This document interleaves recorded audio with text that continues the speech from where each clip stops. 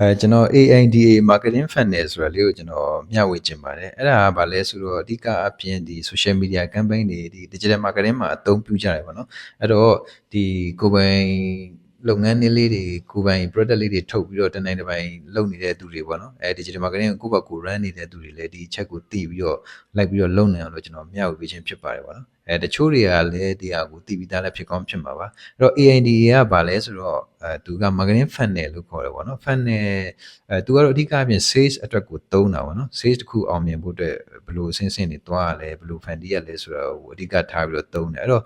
ဒီ AIDA marketing funnel လို့ဘာလို့ခေါ်လဲဆိုတော့သူကကြောချုံပုံစံသူကဆင်းသွားတဲ့အတွက်ကြောင့်မလို့သူက funnel လို့ခေါ်တာပေါ့နော်အဲ့တော့ A ကတော့ awareness ပေါ့ကျွန်တော်တို့ awareness အဆင့်မှာဆိုလို့ရှိရင်ကျွန်တော်တို့ဒီ awareness ရအောင်ကို product ကို service ကိုကြော်ညာတွေလုပ်မယ်advertising တွေလုပ်မယ်ပြီးတော့ဒီ campaign တွေလုပ်မယ်ပြီးတော့ဒီ social content တွေဖန်တီးမယ် social media content တွေဖန်တီးမယ်ပေါ့နော်အဲ့လိုမျိုးနဲ့ကျွန်တော်တို့ awareness ရအောင်ကျွန်တော်တို့လုပ်မယ်နောက်တစ်ခုက awareness ရတာတွေကနေပြီးတော့တစ်ဆင့်နောက်တစ်ဆင့် interest ပေါ့နော်စိတ်ဝင်စားလာအောင်ကျွန်တော်တို့ဘယ်လိုလုပ်မလဲပေါ့နော်စိတ်ဝင်စားလာအောင်ကိုကတော့ awareness ရအောင်တော့လုပ်လိုက်ပြီး awareness တော့ရသွားပြီဒါပေမဲ့သူတို့တွေထပ်ပြီးတော့ကိုယ့်ရဲ့product ကိုယ့်ရဲ့ကြော်ညာကိုယ့်ရဲ့ content ကိုစိတ်ဝင်စားလာအောင်ဒီ product ကိုဒီ service ကိုစိတ်ဝင်စားလာအောင်ကျွန်တော်တို့ဘာတွေထည့်ပေးရမလဲဆိုတော့ကို product ကို service ရဲ့ဒီအကျိုးကျေးဇူးတွေပေါ့နော် benefit တွေကိုကျွန်တော်တို့ highlight လုပ်ပေးရတာရှိတယ်ဥပမာတစ်ခုအနေနဲ့ပေါ့နော် highlight တွေလုပ်ပေးရတယ်အဲ့ဒီအချိန်မှာ customer တွေက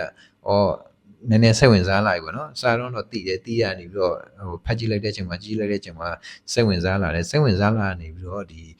ဝယ်မယ်မဝယ်ဘူးဆိုတဲ့ designer ဆုံးဖြတ်ချက်ချလာတဲ့အဆင့်ကိုရောက်အောင်ကျွန်တော်တို့ဘာလုပ်ရမလဲဆိုတော့အဲ့ဒီအဆင့်မှာ designer အဆင့်မှာဆိုလို့ရှိရင်က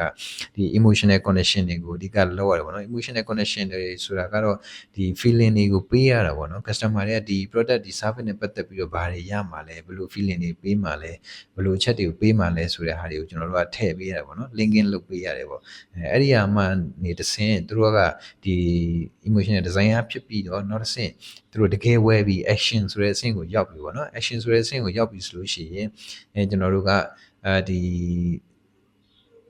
sales တစ်ခုအောင်မြင်အောင်ဘယ်လိုရောင်းမလဲပေါ့နော်တကယ်ဝယ်တော့ဘယ်လိုရောင်းမလဲတကယ်အဝယ်ပြီးမြောက်အောင်မြင်အောင်ဘယ်လိုလုပ်မလဲဆိုတာကြီးစဉ်းစားရတယ်ပေါ့နော်အဲ့ဒါကို AIDA marketing funnel လို့ခေါ်တယ်ပေါ့နော် AIDA funnel ပေါ့သူက AIDA funnel လို့ဘာလို့ခေါ်လဲဆိုခုနပြောတဲ့အတိုင်းပဲသူကအပေါ်ကနေ growth ချုံပုံစံဆင်းလာတယ်ပေါ့ကျွန်တော်တို့ awareness ကိုအယောက်100ရတယ်ကျွန်တော်တို့ရဲ့ campaign ကျွန်တော်တို့ရဲ့ content ကအယောက်100တိသွားတယ်သူ့ပေမဲ့တကယ်စိတ်ဝင်စားတာ80လောက်ပဲဖြစ်ကောင်းဖြစ်နိုင်တယ်ပေါ့နော်အဲ့တော့80လောက်ကနေပြီးတော့မှတကယ် designer လောက်တာ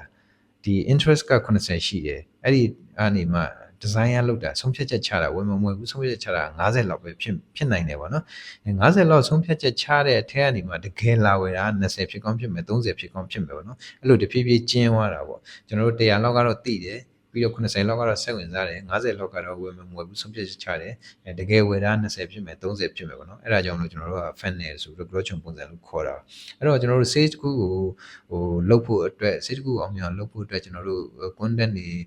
လုပ်မယ်ဒီ campaign တွေလုပ်မယ်ဆိုလို့ရှိရင်ကျွန်တော်တို့ awareness ရအောင်ပါတယ်လုပ်မယ် customer တွေဒီ interest စိတ်ဝင်စားလာအောင်ပါတယ်လုပ်မယ်ဝယ်မဝယ်ဘူးဆုံးဖြတ်လာအောင်ပါတယ်လုပ်မယ်တကယ်ဝယ်လာအောင်ပါတယ်လုပ်မယ်